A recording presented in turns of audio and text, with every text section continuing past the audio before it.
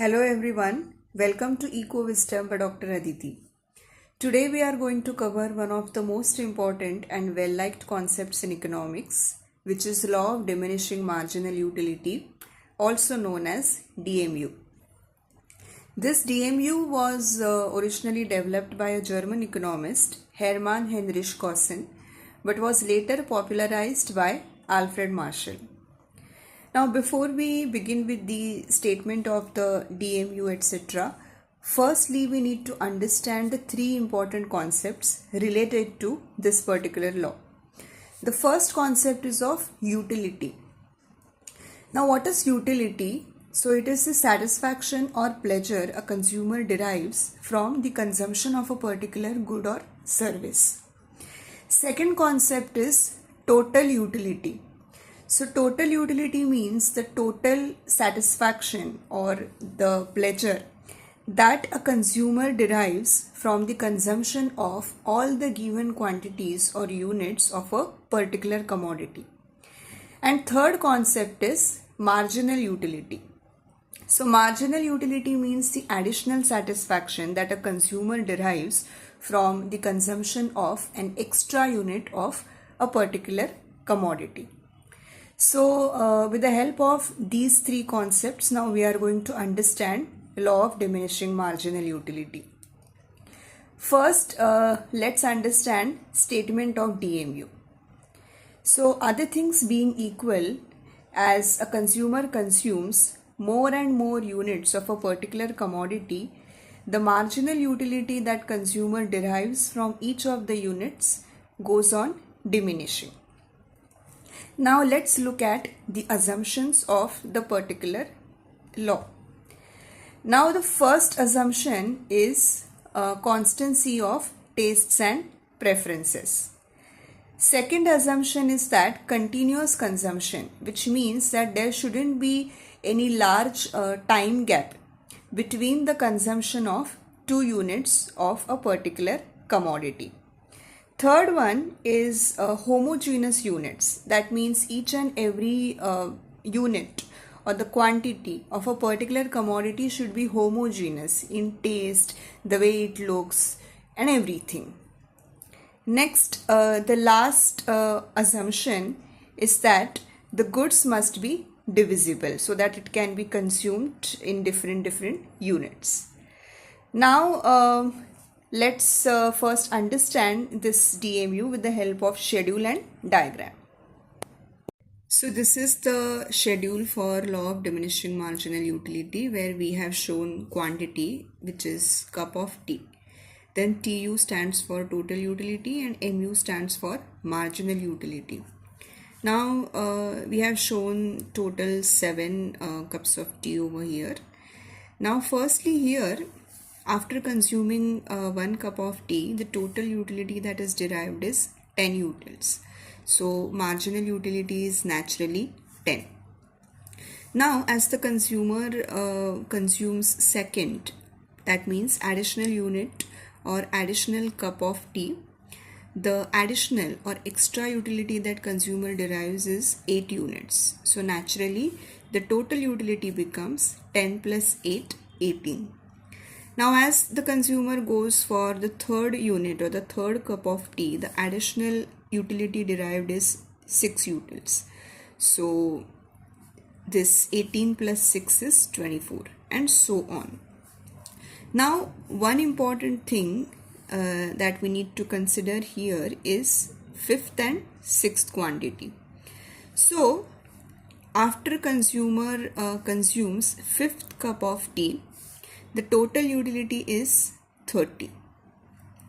And after 5th cup of tea, when consumer moves on to 6th unit of tea or 6th cup of tea, the additional utility that consumer is deriving out of this is 0. That means he does not derive any kind of satisfaction or pleasure after this 6th unit or 6th cup of tea.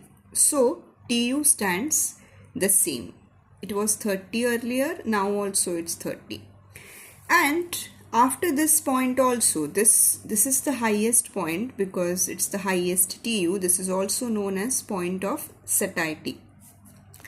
So after 6th unit, when consumer moves on to the 7th unit or 7th cup of tea, the additional utility is nothing but it's in negative, it's -2. So the total utility has actually fallen down, it has diminished. So this 7th unit will make consumer feel uncomfortable. So this is the schedule. So we can see here clearly that marginal utility is constantly diminishing. At a point it becomes 0 and then it also becomes negative. While here in case of TU, the TU goes on increasing initially, then it becomes constant and then it starts diminishing. Now this is the schedule which we have seen. Now we have to convert it into the diagram. So here we have taken x-axis, y-axis. I have already plotted the pointers. So this is cup of tea on x-axis, which can be seen as the quantity, and this is utility. So first let's try and plot TU. So how do we plot this? So for 1 cup of tea, TU is 10. So this is 1 and this is utility 10. So we are going to plot this point. Then for second one it is 18. So we'll go to this 18. After that it's 24. So this point. Then it's 28 for 4th unit. So here it is. After that for 5th one it is 30. So this is 30. 6th one is again 30. And 7th one is 28. So let's plot it here.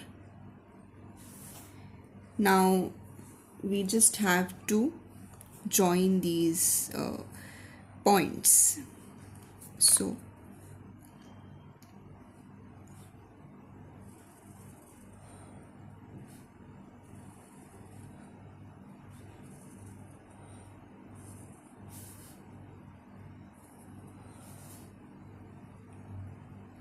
for the sake of our understanding, we can also highlight the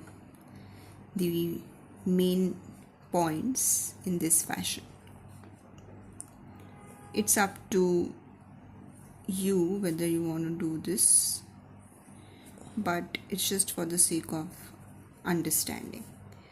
Now after this, we have to look at the MU part, and MU needs to be plotted. So for the first unit, it is 10 because the first unit utility is 10. So that means the additional or the very first marginal utility is naturally 10.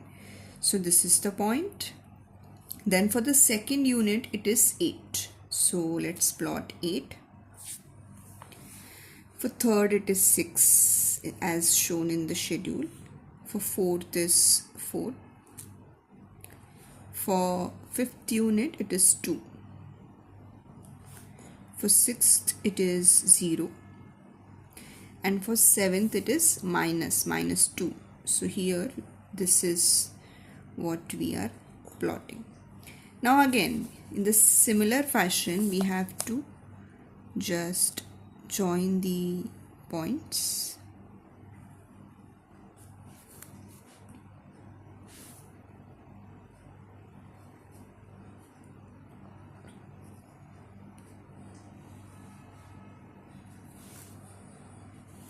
So this is how, and the initial first one also. So we can again do this. It's up to you whether you want to plot it this way or not. So this is MU, this is TU. So this is how your final diagram will look. I hope the schedule and diagram have helped you understand the concept better. Now, as we have reached the end part of the DMU, let's cover some of the exceptions of DMU. So, the first one is rare collections or antiques. In this particular case, finding more and more or additional units of antiques may actually increase the person's satisfaction, because there is something unique about that particular product. So DMU doesn't apply over here. Second is hobbies, for example music. So a person may want to listen to more and more songs, more and more music of his favorite artist. And third one is addictions.